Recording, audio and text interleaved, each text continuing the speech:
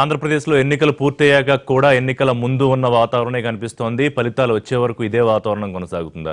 దాడులకు సంబంధించి ఇరు పార్టీలు చేసుకుంటున్న ఆరోపణలు, ఎవరి మీద దాడులు చేస్తున్నారు? ఇవాళ ప్రతిపక్ష నేతగా ఉన్న జగన్మోహన్ రెడ్డి వెళ్లి గవర్నర్కి కంప్లైంట్ చేశారు. దాదాపు ఇవాళ గవర్నర్ ఆఫీస్ అంతా చాలా బిజీగా ఉంది. రిటైర్డ్ ఐఏఎస్లు వెళ్లారు, అలాగే బీజేపీ నేతలు వెళ్లారు. అందరూ కూడా తెలుగుదేశం పార్టీ మీద, పార్టీ అధినేత మీద కంప్లైంట్లు చేశారు. సో దీని గురించి మాట్లాడదాం. మనతో పాటు ఇవాళ పి విజయబాబు గారు జాయిన్ అవుతున్నారు. ఏపీ బీజేపీ రాజకీయ సలహాదారుగా ఉన్నారు వారు. కారుమూరి నాగేశ్వరరావు గారు మాజీ ఎమ్మెల్యే, ప్రస్తుతం తణుకు నుంచి పోటీ చేశారు, వైసీపీ నుంచి బరిలో ఉన్న అభ్యర్థి. కొద్దిసేపట్లో లింగారెడ్డి గారు కూడా మనతో జాయిన్ అవుతున్నారు. రైట్, నాగేశ్వరరావు గారు, ఏమిటి జగన్మోహన్ రెడ్డి ఇవాళ వెళ్లారు, మీరు కూడా వెళ్లారు, ఏం చెప్పారు గవర్నర్కి? అంటే లా అండ్ ఆర్డర్కి ఇవాళ అంత పెద్ద ప్రాబ్లం ఆంధ్రప్రదేశ్లో ఏమొచ్చింది? మీరు వెళ్ళి కంప్లైంట్ చేసి మొత్తం అంతా కూడా కేంద్రం ఆధీనంలోకి దాదాపుగా తీసుకోవాలని అర్థం వచ్చినట్టే మాట్లాడారు కదా అధినేత. Sir, law and order problem పూర్తిగా మీరే చూస్తారు, మీ టీవీలోనే చూపిస్తా ఉన్నారు. ఎక్కడికెక్కడ అరాచకంగా మా పూతలపట్టు ఎమ్మెల్యే మీద దాడి జరిగింది, బాబు మీద కుట్లు పడటం కూడా జరిగింది. అంటే ఒక పోటీ చేసిన వ్యక్తి మీదే దాడి జరిగి కుట్లు పడతా ఉంటే ఇక లా అండ్ ఆర్డర్ ఎక్కడ ఉందండి? అలాగే మెరుగు నాగార్జున మీద కూడా దాడి చేశారు, కారుని ఎలా ధ్వంసం చేశారు చూడండి. పోలీసులు పక్కనే ఉన్నారు, అక్కడే ఉండి చేస్తా ఉన్నారంటే అసలు ఈ లా అండ్ ఆర్డర్ ఉందా? శ్రీవాణి ఎమ్మెల్యే మీద, ఆ లేడీ మహిళ మీద దౌర్జన్యంగా దాడి చేసి ఆమె దెబ్బలు తిని ఇదవుతే కూడా ఏమాత్రం కూడా కేసులు పెట్టలేదు. వీళ్ళ మీద దాడి జరిగి కుట్లు జరిగిన వాళ్ళ మీద కూడా ఏమాత్రం కూడా కేసు పెట్టలేదు. మరి కోడెల శివప్రసాద్ గారు స్పీకర్గా ఉండి ఆయన డైరెక్ట్గా వెళ్ళిపోయి ఆ పోలింగ్ బూత్ బోల్ట్ వేసి లోపలికి వెళ్ళిపోయాడంటే ఆయనే చొక్కాలు చింపుకుని బయటకు వచ్చే కార్యక్రమం. దాడిలో చిరిగిపోతానికి అవునండి, లోపల ఉన్నది మా కార్యకర్తలు ఉన్నారు, వాళ్ళ కార్యకర్తలు ఉన్నారు, అధికారులు ఉన్నారు, అందరూ ఉన్నారు. ఆయన వెళ్ళిపోయి ఒక స్పీకర్ చేసిన మనిషి ఒక తలుపు పెట్టుకుంటారని గుణం పెట్టుకుంటారా? గుండెం పెట్టుకుని ఆయన బట్టలు ఆయన చింపుకుని నడుచుకుంటా ఆయన ఏదో ఆ బట్టలతోటి తిరుగుతా ఏదన్నా సానుభూతి పొంది ఏదో గెలవ ఏంటండి ఈ డ్రామాలన్నీ? ఆయనేమో ఢిల్లీలో చంద్రబాబు నాయుడు గారి డ్రామాలు అక్కడ. ఇవాళ ఇంతకుముందు కొత్తగా వచ్చిందండి, ఈవీఎంలు ఆల్రెడీ నాలుగు ఎలక్షన్లు జరిగినాయి. నీటే మన తెలంగాణలో జరిగింది, మన ఇక్కడ తెలంగాణలో మొన్న జరిగినాయి, కర్ణాటకలోనూ 4 రాష్ట్రాల్లో జరిగినాయి. అవన్నీ కూడా ఇప్పుడు ఒకటి ఇవాళ 80% ఓటేశారంటే నేను కూడా వెళ్ళాను, నా భార్య వెళ్ళింది, నా కొడుకు వెళ్ళారు, నా కోడలు వెళ్ళారు, అందరూ ఓటేశాను. కాదు, ఈవీఎంల గురించి మాట్లాడుతున్నా. సో ఈ దాడులు అనేది ఏంటంటే వైసీపీ కార్యకర్తల్ని, వైసీపీ నేతలను టార్గెట్ చేసుకుని పోలీసులు కూడా అధికార పార్టీకి సహకరిస్తూ మీ మీద దాడులు చేయించిందని మీరు పోలీసులు కూడా అనుమానిస్తున్నారు. అవునండి, పోలీసులు పూర్తిగా లా అండ్ ఆర్డర్ వాళ్ళ పని చేస్తే ఈ పని జరగదు కదా. మీరు చూస్తా ఉన్నారు, మీ టీవీలోనే చూపిస్తా ఉన్నారు. అక్కడ ఓ పక్కన మెరుగు నాగార్జున కారుని పగల కొడతా ఉంటే పోలీసు వాళ్ళు సోద్యం చూస్తున్నారు, అలా తిరుగుతున్నారు. నా పట్టుకుని లాగితే ఏమవుతుందండి? మనిషిని లాగారా? ఏంటి ఏం చేయాలి? ఇది ప్రజాస్వామ్యం. ఇది ఎన్నికల రోజు ఆలగడ్డలో కానివ్వండి, తాడిపత్రి కానివ్వండి, కడప కానివ్వండి, ఎక్కడ జరిగి ప్రతి గొడవకి కారణం తెలుగుదేశమే. అవును, మీకు అధికార పార్టీ అండి. ఆ పార్టీ కంట్రోల్ చేయకపోతే, లా అండ్ ఆర్డర్ కంట్రోల్ చేయకపోతే మాకేం సంబంధం అంటున్నాను? మేము ప్రతిపక్షంలో ఉన్నాం, మా కంట్రోల్ చేయవలసింది వాళ్ళు. మా మీద దాడి చేస్తుంటే, మా మీద కుట్లు పడతా ఉంటే, మాకు దెబ్బలు తగులుతూ ఉంటే, మా కార్లు ధ్వంసం చేస్తుంటే, మా ఆస్తులు ధ్వంసం చేస్తుంటే, అరటి తోటలు తగలెడతా ఉంటే రాష్ట్రం ఏమన్నా ఉందా? లా అండ్ ఆర్డర్ ఉందా అండి అసలు? అంటే దీనికన్నా నిదర్శనం ఏముందండి? అటు ప్రభుత్వం ఉన్నప్పుడు లేదు, ఇటు ఎన్నికలు ఎప్పుడు లేదు. ఈ రాష్ట్రం అధికారంలోకి వచ్చిన కాడి నుంచి కూడా 29 మంది పుష్కరాల్లో చచ్చిపోతే ఎవరి మీద కేసు పెట్టారండి? మీరేమన్నా అడిగారా? ఏ చేరాలని అడిగిందా? ఏమైందని అడిగారా? రైట్, మళ్ళీ లింగారెడ్డి గారు జాయిన్ అయ్యారు. మాజీ ఎమ్మెల్యే, ప్రస్తుతం ఆయన ఎమ్మెల్యేగా పోటీ చేసి బరిలో తీర్పు కోసం వెయిట్ చేస్తున్న నాయకుడు లింగారెడ్డి గారు. అటు ప్రభుత్వంలో మీరు అధికారంలో ఉన్నప్పుడు లా అండ్ ఆర్డర్ లేదు, ఇవాళ ఎన్నికలు అయ్యాక కూడా లా అండ్ ఆర్డర్ లేదనేది వైసీపీ తీవ్రమైన ఎలిగేషన్. వాళ్ళ గవర్నర్ దగ్గరికి వెళ్ళి కూడా రిప్రజెంటేషన్ ఇచ్చారు. సరే, మిగతా పార్టీల నాయకులు కూడా ఇచ్చారు, కానీ ప్రధానంగా జగన్మోహన్ రెడ్డి అసలు కేంద్రం పారామిలిటరీ బలగాలు దించాల్సిందే, అలాగే ఈవీఎంల దగ్గర ప్రొటెక్షన్ పెంచాలి అంటే ఏ స్థాయిలో కూడా ఆయనకి డీజీపీ దగ్గర నుంచి మొదలు పెడితే కానిస్టేబుల్ వరకు ఎవరి మీద కూడా జగన్మోహన్ రెడ్డికి నమ్మకం లేదు వాళ్ళ ఆంధ్రప్రదేశ్, ఎందుకంటే మొత్తం మీరే మేనేజ్ చేస్తున్నారని మనం చూసినాం. కోడికత్తి కేసులో ఈ ప్రభుత్వం పైన, పోలీసుల పైన నమ్మకం లేదని చెప్పి కోడికత్తి కేసు ఎవరైనా ఎన్ఐతో, నేషనల్ ఇన్వెస్టిగేషన్ ఏజెన్సీతో దర్యాప్తు చేస్తారండి. అడిగే వాళ్ళు విచిత్రంగా అడుగుతారు, కేంద్ర ప్రభుత్వం దర్యాప్తు చేసేది కూడా చాలా విచిత్రంగా ఉంది. ఇప్పుడు మనం చూస్తున్నాం, తాడిపత్రిలో జరిగిన సంఘటన అధికార పార్టీకి సంబంధించినటువంటి నాయకుడిని, మన తెలుగుదేశం నాయకుడిని వైసీపీ కార్యకర్తలు చంపినారు. నెల్లూరులో ఒక జిల్లా నాయకుడిని, తెలుగుదేశం నాయకుడిని ఆయన దారుణంగా కొట్టడం జరిగింది. చాలా చోట్ల వైఎస్ఆర్సీపీ కార్యకర్తలు, నాయకులు దౌర్జన్యం చేసి తిరిగి ఏదో మొగుడు కొట్టి మోసాలకు ఎక్కినట్లు అఘాయిత్యాలు చేస్తున్నారు, ఆరోపణలు చేస్తున్నారు. ఇంకోటి కూడా ఇప్పుడు చంద్రబాబు నాయుడు గారు ఏం చెప్పినారు, సరైనటువంటి బందోబస్తు ఏర్పాటు చేయలేదు ఎన్నికల కమిషన్. ఇప్పుడు పారామిలిటరీ బలగాలను తెలంగాణ రాష్ట్రం చిన్న రాష్ట్రం, దానికంటే రెండంతలు ఇక్కడ బలగాలను ఇక్కడ కేటాయించాలి. ఆ విధంగా కేటాయించలేదని మొత్తం సీఈఓనే ఒప్పుకున్నారు. ఆయన దానికి రిగ్రెట్ అయినారు కూడా. బలగాలు కేటాయించలేదు, ఇది తర్వాత ఈవీఎంలు పనిచేయలేదని చెప్పి చెప్పడం జరిగింది. ఇప్పుడు ఎన్నికలు అనేది వీళ్ళ పర్యవేక్షణలో జరుగుతాయి, ఎన్నికల కమిషన్ పర్యవేక్షణలు జరుగుతాయి. ఎందుకంటే ప్రతి చోట బూతులు ఉంటాయి, ప్రతి చోట కీలు ఉంటారు, ప్రతి చోట మరి ఇరు వర్గాలు తీవ్రంగా ప్రయత్నం చేస్తూ ఉంటారు. కాబట్టి దాన్ని అదుపు చేస్తానికి కావాల్సినటువంటి కాదు, ప్రభుత్వంలో ఇంకా ప్రస్తుతం ఆయన కొనసాగుతూ ఉన్నారు కాబట్టి పోలీసుల్ని ఫోర్సెస్ ని ఉపయోగించి వైసీపీ కార్యకర్తల మీద దాడులు చేయిస్తున్నారు, తప్పుడు కేసులు పెడుతున్నారు. ఇది ప్రధానంగా వైసీపీ చేస్తున్న ఎలిగేషన్. ఇప్పుడు స్పీకర్ గారి పైన దాడి జరిగింది, అవును, ఆయన పైన దాడి జరిగితే కూడా దాని ఆయన ఏదో చేయబోయినాడు, దాడి జరిగిందంటే కూడా అది మరీ విచిత్రంగా ఉంటుంది. ఆయన లోపలికి వెళ్ళి బోర్డు పెట్టుకోవడం తప్పే కదా. ఒకటి, రెండు, దాడి కూడా ఆయన చొక్కా చింపుకున్నాడు, లేకపోతే సొంతంగా ఆయనే దాడి చేసుకున్నాడు. ఆ స్థాయిలో ఉండేవాడు ఆయన. ఇప్పుడు పనిచేసినాడు, హెల్త్ మంత్రిగా పనిచేస్తున్నాడు, స్పీకర్ గా పనిచేస్తున్నారు. బోల్ట్ ఎందుకు పెట్టుకోవాల్సి వచ్చి చెప్పండి. ఇప్పుడు మీరు గుర్తు పెట్టుకోండి, బోల్ట్ పెట్టుకున్నారు అన్నది కాదు, ఎవరైనా వేరే వాళ్ళు పెట్టేస్తారా బోల్ట్? కాదండి, బయట నుంచి జనం దాడి చేసేటువంటి పరిస్థితి తప్పించుకోవడానికి ఆయన పారిపోయి బోల్ట్ పెట్టచ్చు. దానికి ఏముంది? ఇప్పుడు ఆత్మరక్షణ అనేది చాలా ముఖ్యం కదా. ఎవరైనా ఆత్మరక్షణ కోసం పెట్టుకున్న ఆయన బట్టలు ఎలా చెప్పుకుని వచ్చారు లోపల నుంచి? వాళ్ళు చెప్పేది నిజమే అయితే, బోల్ట్ పెట్టుకునేది నిజమే అయితే, బయట నుంచి మరి వైసీపీ కార్యకర్తలు వందల్లో వచ్చేటప్పుడు మరి దాడి చేసేటప్పుడు ఎవరైనా ఆత్మరక్షణ ఇప్పుడు ఎట్లా రింకింగ్ చేస్తారు చెప్పండి? లోపలికి పోయి ఒక నిమిషం, ఇప్పుడు ఇంతకుముందు ఇప్పుడు బ్యాలెట్ పేపర్ ఉంటుంది, బ్యాలెట్ పేపర్ ఉన్నప్పుడు 100-200 తీసుకొని గబగబా దానిపైన కొట్టేసి పెట్టెలో వేస్తారు. ఇది అట్లా కాదు కదా, దానికి ఒక అర్ధ నిమిషమో టైం పడుతుంది. ఆయన స్పీకర్ గారు రింకింగ్ చేసే పరిస్థితి ఉండదు, ఎవరైనా కూడా ఆ పరిస్థితి ఉండదు. ఇప్పుడు మనం ఏమంటున్నాం, ఇక్కడ బలగాలను కేటాయించలేదని స్వయంగా రాష్ట్ర ప్రధాన ఎన్నికల కమిషన్ కింద పనిచేసేటువంటి అధికారి చెప్పినారు. రెండవది, 100 చోట్ల ఈవీఎంలు పనిచేయలేదు. చివరికి చీఫ్ ఎలక్షన్ కమిషనర్ పోయిన చోటనే అది పనిచేయక ఆయన వాపసు పోయి మళ్ళీ తిరిగి వచ్చి ఓటేసినటువంటి పరిస్థితి మనం చూసినాం. ఇప్పుడు ఈయన బీజేపీ అధికార ప్రతినిధి నరసింహరావు రాసిన పుస్తకంలో కూడా ఒడిశాలో భువనేశ్వర్లో ఇండిపెండెంట్ క్యాండిడేట్ కు 800-900 పడినాయి. ఆ బూత్ లో తప్ప ఎక్కడ ఆయనకు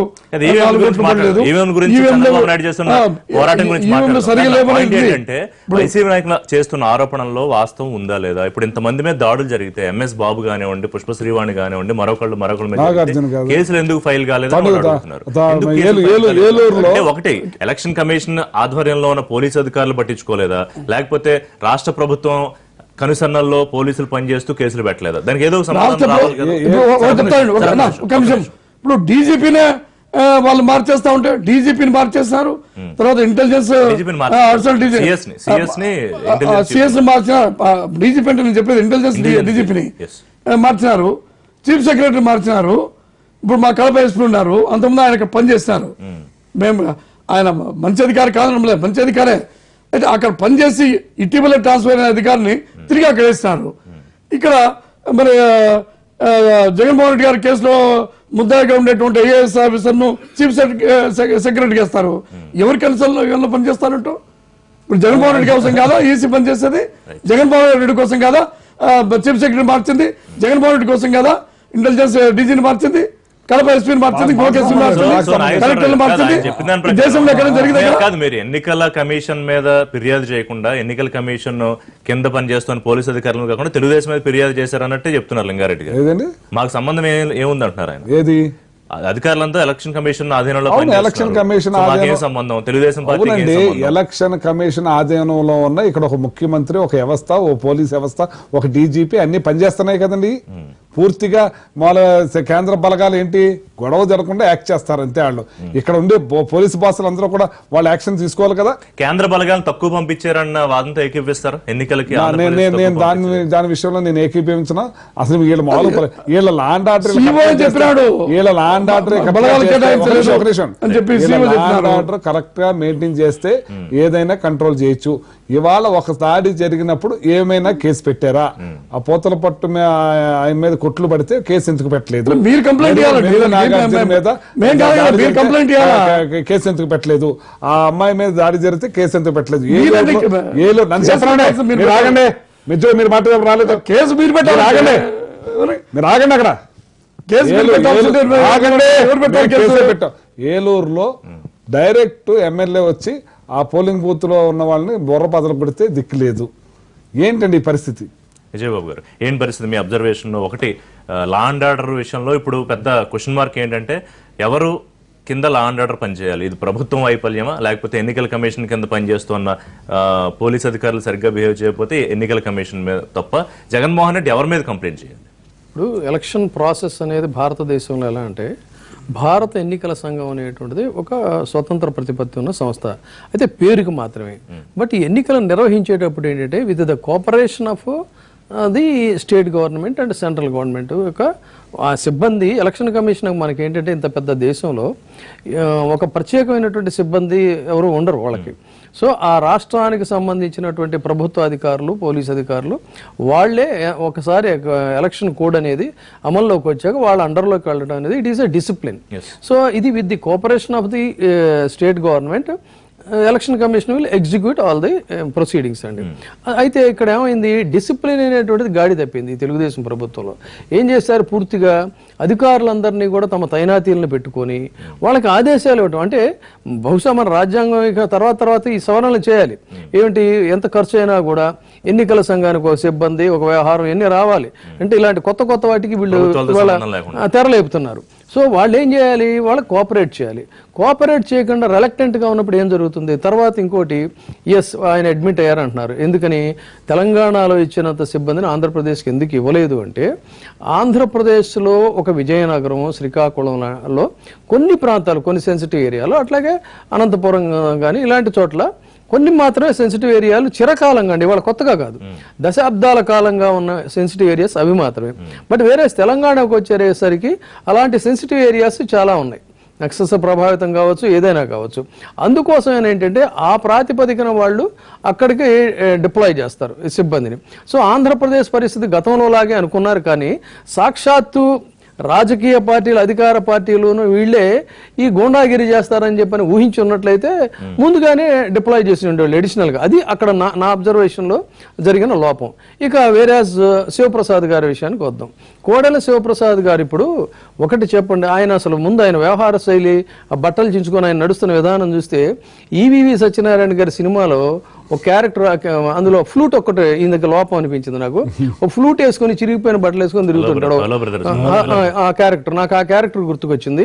ఈయన రాజ్యాంగాన్ని పరిరక్షించవలసినటువంటి గౌరవ స్పీకర్గా ఆయన పాత్రను ఆయన సజావుగా నిర్వహించారా లేదా ఆత్మవిమర్శ చేసుకోమని చెప్పండి. ఇప్పుడు 23 మంది ఎమ్మెల్యేలు అంటే వాట్ డస్ ఇట్ మీన్? 23 మంది ఎమ్మెల్యేలని, ఆ ఎమ్మెల్యేని గెలిపించిన కొన్ని లక్షలాది మంది ఓటర్లు ఉంటారండి.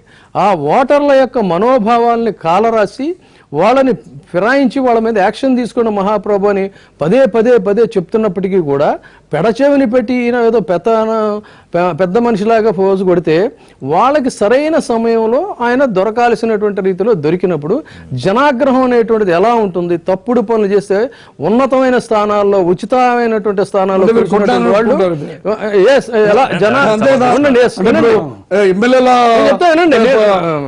లింగారెడ్డి గారు, నేను మాట్లాడిన తర్వాత తిట్టండి.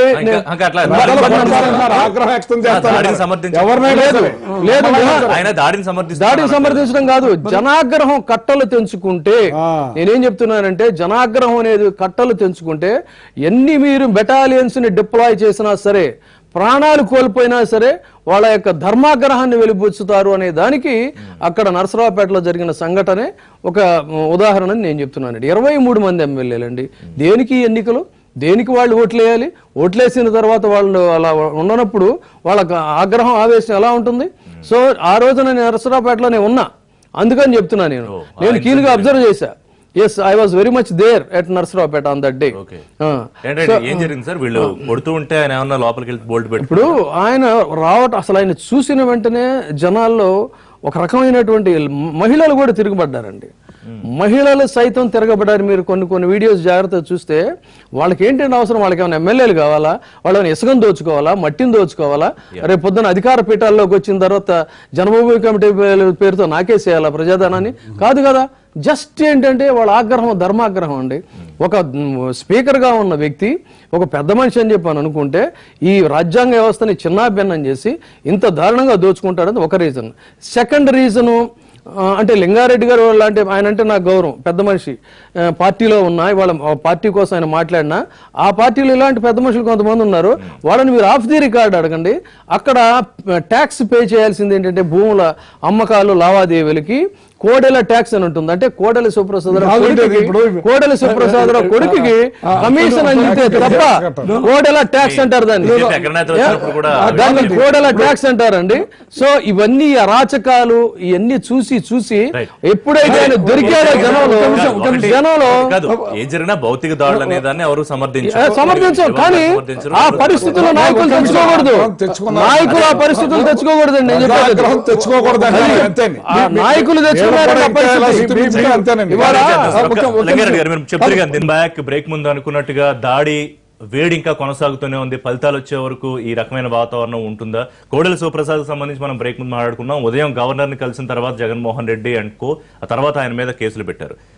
రైట్. మరోవైపు ఈవీఎంల గురించి చంద్రబాబు నాయుడు జాతీయ స్థాయిలో ఆయన పోరాటం కొనసాగిస్తున్నారు. ఇటు మిగతా రాష్ట్రాల్లో కూడా ఆయన ప్రచారం చేస్తున్నారు. అసలు వైసీపీ మాకు పోటీనా అని అడుగుతున్నారు. సార్ నేను ఇందాక ఒకటి చెప్పే ముందు ఆయన ఏమన్నారండి, ఎన్ఐఏకి అప్ చెప్పారు కోడి కత్తి దాడి అది అన్నారు. ఎన్ఐఏకి అప్ చెప్తే అది ఎంక్వైరీ చేస్తుంటే మీరు స్టేకి ఎందుకు వెళ్ళాలి? మీరు మీరు కోడికత్తి డ్రామా కదా అది. కోడికత్తి డ్రామా అయినప్పుడు మీ చంద్రబాబు నాయుడు గారు ఎందుకు భయపడిపోయారు? ఎందుకు భుజాలు తడుకున్నారు? మీరు చేయలేదు కదా, మీకు సంబంధం లేదు కదా. కోడికత్తి డ్రామా కదా అది. కోడికత్తి డ్రామా అనేది అని ఉంటే మీరు ఎందుకు వెళ్ళవలసి వచ్చింది సుప్రీంకోర్టు దాకా? అంటే ఈ కోడికత్తి డ్రామా మీరు ఎంచేతంటే వాళ్ళ చిన్నాన్న మొన్న ఎంత దారుణంగా చంపేశారు మీరు తెలుసు. దాని మీద ఎంత హేళనగా మాట్లాడారు. ఆయన సీఎం అయ్యి ఉండి ఒక కోడికత్తి ప్రతిపక్ష నాయకుడు జరిగితే దాని మీద చర్యలు తీసుకుంటాం, ఎవరైనా దోషిని శిక్షిస్తామని చెప్తారు ఒక సీఎం అంటే, ఓ డీజీపీ అయినా. అటువంటిది ఇది డ్రామా, ఇది ఆయన అభిమాని చేశాడు, ఎన్ని చేశారంటే వీళ్ళ పూర్తిగా వీళ్ళు ఇప్పుడు ఆడే డ్రామా ప్రకారం జగన్మోహన్ రెడ్డి గారిని అడ్డు తప్పించుకుంటే మాకు తిరగలేదనే ఉద్దేశం మీదే వీళ్ళు ఈ ప్రయత్నం చేశారనేది తేట తెలుగు అవుతుంది. అది ఆయన లేకపోతే సుప్రీంకోర్టు హైకోర్టుకి వెళ్ళవలసిన అవసరం లేదు. అని చేత ఇవాళ ఇన్ని రకాలు జరుగుతున్నాయంటే, ఎలక్షన్ అయిపోయి కూడా జరుగుతున్నాయంటే ఇది పూర్తి ఎలక్షన్ అయ్యాక జరగాల్సినప్పుడు ప్రజలు తీర్పు ఇచ్చేసారండి. అవునండి. ఏమైనా 23వ తారీఖు రిజల్ట్ అది ఈవీఎం ఓపెన్ చేస్తే అంటే ఇప్పుడు మేము ఎట్టి పరిస్థితుల్లోనూ మేము ఓడిపోతున్నాం, జగన్మోహన్ రెడ్డి సీఎం అవుతున్నాడు అనే ఉక్రోష్ తోటి, కక్షతోటి, కార్పుణ్యంతో ప్రజలు ఓటు మాకు ఇంతకే లేదని ప్రజలు బాహటంగా తెలిసిపోతుంది. అవునండి, లేకపోతే ఒక నిమిషం అరటి తోటలు తగలెట్టవలసిన పని ఏంటంటే, సైకిల్ పోయి ఫ్యాన్ వస్తారు. అరటి తోటలు తగలెట్టవలసిన పని ఏంటంటే, ఒక ముస్లింస్ ఒక హిందూస్ ఉన్న కూడా మాకు ఓట్లు లేదని వాళ్ళని డైరెక్ట్గా వెళ్ళి కొట్టవలసిన పని ఏంటండి? దౌర్జన్య కాండ ఏంటండి? ఇది ఎవడబ్బ సొత్తు అండి? ఇది ప్రజాస్వామ్యం. ఈ ప్రజలకు ఓటేసే హక్కు ప్రజలకు ఉంది. అంతేగాని వీళ్ళు ఇష్టానుసారంగా వీళ్ళ జాగిరా, వీళ్ళు మేము మాకు అనుసరణలో ఉండాలని 70,000 ఓట్లను తొలగించాలని ఐటీ గ్రిడ్ ద్వారా చేశారంటే ప్రజాస్వామ్యాన్ని కూనీ చేస్తున్నారు వీళ్ళు. యాక్చువల్గా చంద్రబాబు నాయుడు గారు ముఖ్యమంత్రి అయిన తర్వాత నేను చిన్నప్పుడు చూసేవాడిని రాజకీయ కత్తిద్దు సినిమాలు. నేను దండయాత్ర చేసి ఆంధ్ర రాష్ట్రాన్ని గెలుచుకున్నాననే భావనలో ఉండిపోయాడు ఆయన. ఇది నేను ప్రజలు ఓటేసి గెలిపించారు, ప్రజలకు నేను అనుగుణంగా ఉండాలన్నది మర్చిపోయాడు. ఆయన ఏమో ప్రజాస్వామ్యాన్ని కాపాడడానికి, రాష్ట్రాన్ని కాపాడడానికి. ఎక్కడ ప్రజాస్వామ్యాన్ని? 29 మంది చచ్చిపోతే వాళ్ళకి దిక్కు లేదండి. వాళ్ళ పిల్లలు అలో లక్ష్మణులను ఏడుస్తున్నారండి. ఎవరి మీద కేసు అండి? లింగారెడ్డి గారు ఒకటి ఇప్పుడు కోడికత్తిది అనేది ఇది రాష్ట్ర ప్రభుత్వ అధికార పరిధి పైన రాష్ట్ర ప్రభుత్వానికి కానీ కేంద్ర ప్రభుత్వం కానీ వాళ్ళ పరిధిలో సావరేజ్ సరే, పోనీ ఆ వ్యవహారం వదిలేయండి. ఆ వ్యవహారం ఆ వ్యవహారం అయిపోయింది, వదిలేయండి. అది ఏదో మీరు హైకోర్టుకి ఎందుకు వెళ్ళాలి చెప్పండి. మీరు దొంగలు కాదు, మీకు సంబంధం లేదు. ఆగండి, ఇప్పుడు చెప్పినాను కదా నేను చెప్పండి, మాట్లాడండి. ఇప్పుడు దాని ఏమంటే అధికార పరిధి. ఇప్పుడు ఈ రోజు ఈ ప్రభుత్వం ఉంటుంది, రేపు ఇంకోరు వస్తారు అంతేగా. కానీ రాష్ట్ర ప్రభుత్వ అధికార పరిధి పైన వాళ్ళు జోక్యం చేసుకున్నప్పుడు ఏమైందంటే అది ఫెడరల్ వ్యవస్థకు సమాఖ్య స్ఫూర్తికి విరుద్ధమవుతుంది అనేటువంటి రాజ్యాంగ స్ఫూర్తితో ఎన్ఐఏ ఇన్వెస్టిగేషన్ చేస్తుంది. ఏమవుతుంది? ఏం తెలిసింది? ఎన్ఐఏ అది మాకు సంబంధం లేదు, వాళ్ళు ఏదో వాళ్ళ అనుచరుడు చేసుకున్నాడు, పార్టీ వాడు చేసుకున్నాడు, ఇచ్చారా? తర్వాత లేదు.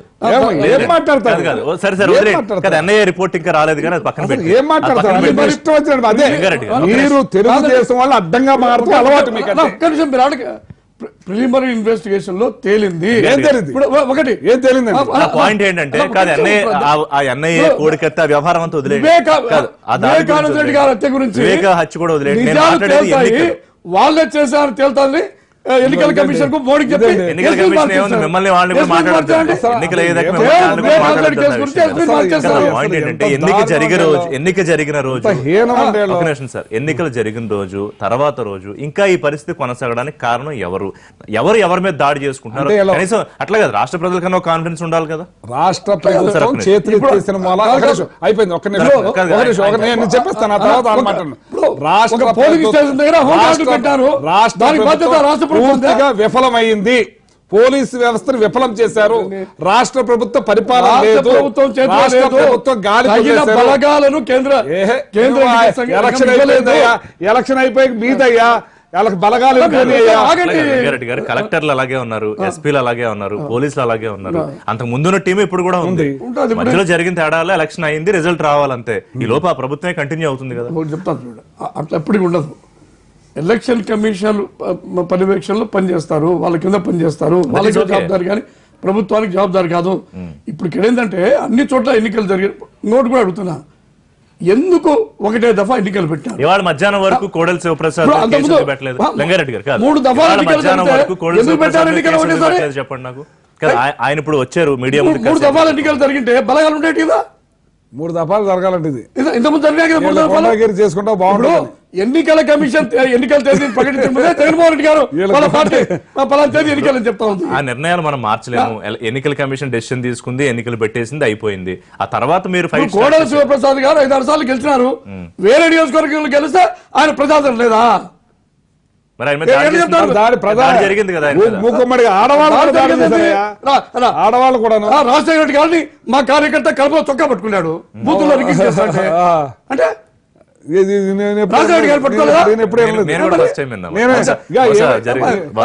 ఎంతగా బతుకున్న వాళ్ళ గురించి మాట్లాడండి. జగన్మోహన్ రెడ్డిని బూతులో రికార్డ్ చేస్తా అంటే పట్టుకున్నారు. ఆయన మా తలవాకి నుంచి దొడ్డువాకి నుంచి పారిపోయినారు రాజశేఖర గారు, జగన్మోహన్ గారు. కాదు అక్కడ చెప్పండి నాకు, నాగేశ్వరరావు గారు ఇదే సిచ్యువేషన్ రిజల్ట్ వచ్చే వరకు ఇలాగే కొనసాగుతుందా?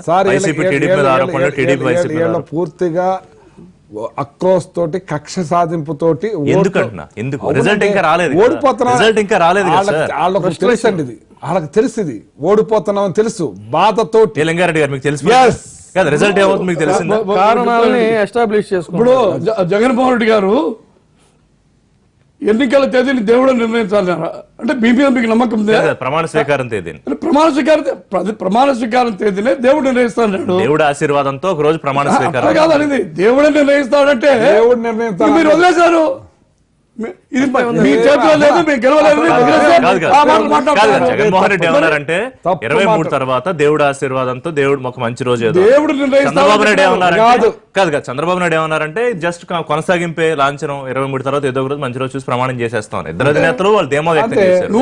ఏమంటారంటే మీరు ఓడిపోతారు కాదు, మీరు ఓడిపోతారు కాదంటే ఎవరున్నారు? ఇప్పుడు నేనేమంటా అంటే 1000% 2000% అనుకో స్వామి, 1,00,000% అంటారు. దానికి నమ్మకం ఉంది, మీకు నమ్మకం లేదు. లేదు కాబట్టి దేవుడు నిర్ణయిస్తాడని చెప్పారు. ఎలక్షన్స్ అయ్యాయి, ఈవీఎంలో అక్కడ రిజల్ట్ అక్కడ ఉంది, మనకి చాలా టైం ఉండిపోయింది, అది సమస్య. 23 దాకా లెక్కింపు ఉండదు, 60 తెలుస్తుంది. ఈ లోపు వాళ్ళు ఓడిపోతున్నారనో లేకపోతే వీళ్ళు వైసీపీ గెలిచిపోతుందనో పార్టీలు అభిప్రాయాలు వ్యక్తం చేయొచ్చు తప్ప దానికోసం ఫ్రస్ట్రేషన్కి వెళ్ళి తెలుగుదేశం అంతా చేస్తుంది అనుకోవడానికి కారణం ఏంటి? మీరు కూడా ఇవాళ గవర్నర్ని ఎందుకు కలిశారు? తెలుగుదేశం నిమిషానికి మాట మారుస్తుందని ఎందుకు కంప్లైంట్ చేశారు? దాని గురించి కాదండి, ఇవాళ మేము గవర్నర్ కలిసిన కారణం చాలా పెద్ద కారణం. ఏంటంటే ఈయన చంద్రబాబు నాయుడు గారు ఇప్పుడు ఎలక్షన్స్ అయిపోయినాయండి, ఆయన సీనియర్ మోస్ట్ లీడర్ అని చెప్తారు. ఎంత హోందాగా వ్యవహరించాలంటే వెయిట్ చేయండి. ఏం చేశారు? పరిపాలన పూర్తిగా రాజకీయాలు గాలి కుదిలేశారండి. ప్రజల వ్యవహారాలు, ప్రజల కష్టాలు, పరిపాలన ఎక్కడా లేదు. 24 గంటలు ఎన్నికల ముందు నుంచి ఇప్పుడు దాకా అన్ని రాజకీయాలే తప్ప అసలు అడ్మినిస్ట్రేషన్ ఏంటి, ఇదంతా గాడి తప్పిపోయింది. వాళ్ళు అక్కడ సగటు ప్రజలు అలో లక్షణ అని చెప్పి అంటున్నారు. సరే, అది అలా ఉంచితే ఇక్కడ ఇది చాలకుండా తగుదనమ్మా అనుకుంటే ఈయన వేరే చోట్లకి వెళ్ళి అక్కడ ప్రచారాలు చేస్తా. ఇప్పుడు ఆయన స్టార్టింగ్ లో ఏం చేశారు? వెరీ బ్రీఫ్ గా కాదు ఇబ్బందిగా మోడీ గారి చేసినా కూడా మేము టాలరేట్ చేసాం. మోడీ గారికి చేసినా కూడా సరే ఏముందలే ఇలాంటి మాట్లాడుకుంటే పోయిందే ఉందని. కానీ నిన్న మాండ్యా, కర్ణాటక మాండ్యా నియోజకవర్గంలో వరస్ట్ ఇండియా అని చెప్పని మాట్లాడాడు ఆయన. దాని మీద మేము ఇవాళ ఇచ్చాం. ఇవాళ మేము ఇచ్చిన రిపోర్ట్ ఈయనకి ఏంటంటే మెమరాండం, ఖచ్చితంగా ఆయన మీద it is nothing but A traitor అండి, రాజద్రోహ నేరం ఆయన మీద నమోదు చేయాలి. మోడీ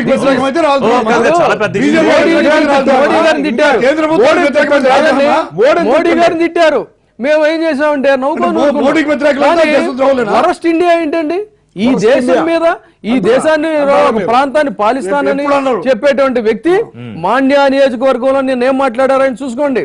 ఈ చివరికి ఆయన he's suffering with megalomania, bipolar disorder, schizophrenia, ఈ ఇన్ని రకాల మానసిక దీంతో ఒక ఫ్రస్ట్రేషన్ లోనై అంచెలంచెలంచెలుగా ఎక్కడ దాకా వెళ్ళిందంటే ఈ దేశాన్ని తిట్టే స్థాయి.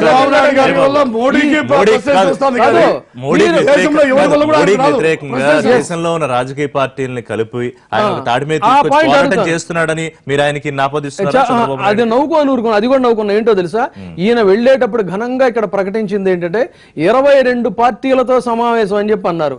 22 పార్టీలు కాదు కదా, కనీసం అందులో హాఫ్ కూడా రాలా, 5 పార్టీల జనాలు వచ్చారు. ఆ 5 పార్టీల వాళ్ళు కూడా ఈయన కంప్లైంట్స్ కి స్పందించాల సరిగ్గా. సో అక్కడే తెలుస్తా ఉంది ఈయన వ్యవహారం అయిపోయింది, ఈయన బురదంతా మనకు అంటించాలనుకుంటున్నాడని ఎవరికాళ్ళు జారుకున్నారు. సో ఆయన క్రెడిబిలిటీ ఏంటనేది అక్కడే తెలిసింది. సో ఎక్కడికక్కడ ఆయనకైనా అనవసరంగా తను పలసన అయిపోతున్నాడు తప్ప నరేంద్ర మోడీ గారికి వచ్చిన నష్టం ఏంటంటే ఈయన లాంటి వాళ్ళు మాట్లాడితే అయితే దానికి మాకు ఇబ్బంది లేదు. ఈ దేశాన్ని మాత్రం ఇప్పుడు గుంటూరు శేషేంద్ర శర్మ గారి పరిభాషలో చెప్పాలంటే ఎవరైనా సరే భారతీయ జనతా పార్టీలో కానీ లేకపోతే వ్యక్తిగా నేను కానీ ఇంత చేసి నేను పిడికెడు మట్టిని, కానీ ఈ దేశం గురించి ఏదైనా అంటే ఈ దేశపు జెండాకున్నంత పొగరుందని చెప్పని ధీటైన సమాధానం చెప్తాం బీజేపీ శ్రేణులుగా మేము. కాబట్టి ఖచ్చితంగా ఇది ఆయన రాజద్రోహ నేరం ఆయన మీద మోపాలి, ఆయన మీద యాక్షన్ తీసుకోవాలి. ఇది ఏమాత్రం సహించినటువంటి ఇది. అదే విషయాన్ని మేము వాళ్ళ గవర్నర్ గారికి చెప్పాం. మా నాయకుడు కన్నా లక్ష్మీనారాయణ గారు కూడా is very much there at కర్ణాటకలో వారు ఎన్నికల ప్రచారం చేస్తూ స్వయంగా ఆయన వీడియోలు ఇక్కడ పంపారు. పంపిన తర్వాత దీని మీద మీరు గవర్నర్ రిపోర్ట్ ఇవ్వండి, మేము అక్కడికి బయలుదేరి ఇది జరిగింది. ఎందుకు కాదు కదా అంత స్థాయిలో మాట్లాడడం అంటే మోడీకి రాజకీయ పోరాటం చేస్తే చేయనివ్వండి, అది రాజకీయ పార్టీగా మీకు ఆ హక్కు ఉంది. కానీ దేశాన్ని అట్లా అనొచ్చా? ఏమన్నారండి? అది ఇండియా అని చెప్పాను కాదు. అంటే ఆ స్టేట్మెంట్ పూర్తి చెప్ప వ్యవస్థని మోడీ భ్రష్టు పట్టిస్తున్నారు అనేది ఆయన రెగ్యులర్ గా చేసే కామెంట్. పట్టించి ఈ స్థితికి తీసుకొచ్చారనే సెన్స్ లో మాట్లాడారు. ఇప్పుడు ఏం చేశాడు ఆయన? అది కాదండి, మొత్తం అన్ని వ్యవస్థలని భ్రష్టు పట్టించారు, కేంద్ర ప్రభుత్వాన్ని తిట్టారు. సాక్షాత్తు నరేంద్ర మోడీ గారి దేశ ప్రధానన్న కనీస గౌరవం లేకుండా చివరికి 3వ తరగతి చదువుకున్నతో కూడా తిట్టించారు మీ పార్టీ గ్రేటెస్ట్ స్పోక్స్ పర్సన్స్ తో. అంత మాత్రంలో హిమాలయాల మీద ఉమ్మేస్తే వచ్చిన నష్టం మనకేంటి అని మేము ఊరుకున్నాం తప్ప, కానీ ఈ దేశం గురించి మాట్లాడితే మాత్రం ప్రాణత్యాగాలకు కూడా మేము సిద్ధంగా ఉంటాం తప్ప ఇలాంటి వ్యాఖ్యలు మాత్రం మేము సహించమని చెప్తున్నాం. బీజేపీ తరపున we are giving a strong warning. We are ready to die for our country. We never tolerate such kind of statements. ఎవరు కూడా సహించం. ఆయన ఫ్రస్ట్రేషన్ ఆ స్థాయి దాకా వెళ్ళింది. ఆయన దాకా వెళ్ళిందండి. చిన్నప్పుడు చెప్పుకున్నాం ఇండియాని గౌరవించిన మనిషేనా? ఒక నిమిషం. ఇప్పుడు మీరు మత ప్రాతిపదిక పైన దేశాన్ని చీల్చే వాళ్ళు దేశ అది వదిలేస్తారు. భంగం కలిగించేటువంటి బీజేపీ వాళ్ళు మీరు దేశం గురించి మాట్లాడతారా? చంద్రబాబు నాయుడు గారు దేశభక్తుల గురించి మాట్లాడతారా మీరు? నేను ఒకటే అడుగుతున్నా, ఈ రోజు అది మరి ఆ వార్తలు దాన్ని వక్రీకరించి రాసినారో లేదంటే మీరు వక్రీకరించి మాట్లాడుతున్నారో తెలియదు, కానీ చంద్రబాబు నాయుడు గారు ఎప్పుడు కూడా అటువంటి పొరపాటు ఒక వ్యక్తిని కూడా అన్నాడు. దేశాన్ని గురించి ఎట్లా అంటాడు? ఇంకోటి కూడా ఇప్పుడు మేము అడుగుతున్నాం, వ్యవస్థ పరిపాలన గాడి తప్పిందంట. 11వ తేదీ ఎలక్షన్ జరుగుతాయి, ఇది ఈ రోజు 16వ తేదీ, 4 రోజులకి గాడి తప్పుతుంది. అది అంటే ఎన్నికల ప్రకటన వచ్చిన దగ్గర నుంచి గాడి తప్పిందండి. ఇప్పుడు కాదు, దేశంలో ఎన్నికలు జరుగుతున్నాయి. చంద్రబాబు నాయుడు గారు మోడీకి వ్యతిరేకంగా మిగతా పార్టీ ఎంపీలను గెలిపించుకునేటువంటి ప్రయత్నంలో దేశం తిరుగుతారు. పార్లమెంట్ ఎన్నికల్లో ఇప్పుడు ఒక నిమిషం సార్, చంద్రబాబు నాయుడు దేశవ్యాప్తంగా దీన్ని ఉద్యమం చేస్తానంటున్నారండి. 22 పార్టీలు కలిపి సుప్రీంకోర్టుకి వెళ్ళారు, వీవీప్యాట్ మీద పోరాటం, మళ్ళీ రివ్యూ పిటిషన్కి వెళ్తున్నారు. కానీ చంద్రబాబు నాయుడు తప్ప ఇంకే పార్టీ ఎందుకు ప్రెస్ మీట్లు పెట్టో మరొకటి చేసో ఎలక్షన్ కమిషన్ మీద ఈవీఎం మీద ఎందుకు మాట్లాడలేదు? ఆయనతో పాటు ఏ పార్టీలైనా కలిసి వస్తున్నాయా? ఇప్పుడు ఎన్ని పార్టీలు మాట్లాడినా ఢిల్లీలో ఒక కోర్టుకి ఎన్ని పార్టీలు పోదామని చెప్పినారు. ఇక్కడ మేమేమంటామంటే ఎన్నికల commission, reserve bank, ED, CBI, NIA, తర్వాత ప్రతి రాజ్యాంగ వ్యవస్థ, స్వతంత్ర ప్రతిపత్తి కలిగినటువంటి ప్రతి రాజ్యాంగ వ్యవస్థ సర్వనాశమైంది. సమాఖ్య విధానం పోయింది. చివరికి సుప్రీంకోర్టులో ఏ రోజు ఏ జడ్జి దగ్గర కేసు రావాలనే దాంతో కూడా మోడీ జోక్యం ఉంది, అమిత్ షా జోక్యం ఉంది. ఈ దేశంలో సుప్రీంకోర్టు చీఫ్ జస్టిస్ పైన అవిశ్వాస తీర్మానం రాజ్యసభలో పెట్టినటువంటి పరిస్థితి కూడా వీళ్ళే కల్పించినారనేటువంటి విషయాన్ని మనం చూస్తున్నాం. సుప్రీంకోర్టు కూడా భ్రష్టు పట్టిస్తారా? సుప్రీంకోర్టు సుప్రీంకోర్టులో కేసులు ఏ బెంచ్ దేశం ఏముంది, రాజ్యాంగం ఏముంది, సుప్రీంకోర్టు విలువలు ఏముంది, పరిపాలన ఏముంది? తప్పండి, సుప్రీంకోర్టు అందుకే ఈ డైలాగ్స్ అన్ని కూడా లింగారెడ్డి గారి కాదు, ఎందుకంటే వీళ్ళకి అలాగా వాళ్ళు చెప్పి పంపిస్తున్నారు. అందుకే నేనన్నా this is called schizophrenia, this is called bipolar disorder, this is called megalomania. దాంతో ఆయన సఫర్ అవుతూ, తమ్ముళ్ళు మీరందరూ వెళ్ళి ఇలా చెప్పండి, మనకు అనుకూలంగా లేని న్యాయ వ్యవస్థ భ్రష్టు పట్టిపోయిందని చెప్పండి, మనకు అనుకూలంగా లేని ఈవీఎంలు భ్రష్టు పట్టిపోయింది అని చెప్పండి, మనకు అనుకూలంగా లేని ఎన్నికల కమిషన్ భ్రష్టు పట్టిపోయిందని చెప్పండి, మనకు అనుకూలంగా లేని సిబిఐ భ్రష్టు పట్టిపోయిందని చెప్పండి, మనకు అనుకూలంగా లేని ఎన్ఐఏ భ్రష్టు పట్టిపోయిందని చెప్పండి. అంటే అన్ని వ్యవస్థలో ఈయనకు అనుకూలంగా లేనివన్నీ భ్రష్టు పట్టిపోయినది. అది అమిత్ షా కేసు గురించి, రోస్టర్ గురించి ఏం దేశంలో తిరగబడి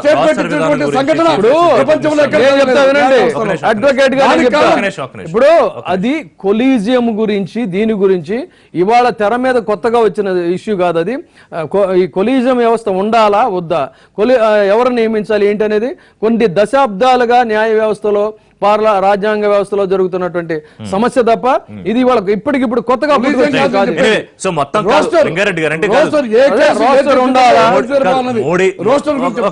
మోడీ చేతుల్లో నాశనం అయిపోయే ఈ వ్యవస్థలు అంటున్న చంద్రబాబు నాయుడు ఇప్పుడు ఆ వ్యవస్థలని, దేశాన్ని కాపాడడానికి కంకణం కట్టుకుని జాతీయ స్థాయిలో పోరాటం చేస్తున్నారు. అదేనా తెలుగుదేశం చెప్పేది? ఖచ్చితంగా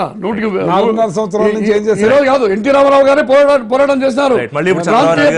ప్రాంతీయ పార్టీ ప్రభుత్వాలను నాశనం చేసి రాజ్యాంగ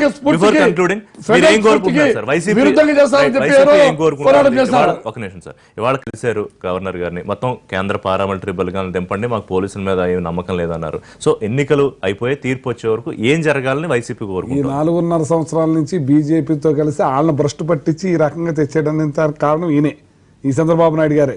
4.5 సంవత్సరాల నుండి ఈ 6 సంవత్సరంలో వాళ్ళ మార్పు ఏమొచ్చిందండి? అప్పుడు అన్ని నోట్ల రద్దుకు గొప్పగా చేసేసాడు. ఇంత ఇంత ప్రధానమంత్రిని ఎక్కడ చూడలేదు, ఇంత గొప్పవాడిని ఎక్కడ చూడలేదు. మట్టి ఇసుక వెళ్తున్నప్పుడు కూడా గొప్పగా పొగిడేసేసి తర్వాత ప్యాకేజీ ఇచ్చేసారు. ఇంత కాదు అంత కాదని స్వీట్లు పెంచేసుకుని అన్నీ చేసేసి ఈ రోజున పనికి రాకుండా అయిపోయి అన్ని పాడు చేసేసారని చెప్పి మీకు ఒక రకంగా ఉంటే ఒక రకంగా, మీకు ఒక రకంగా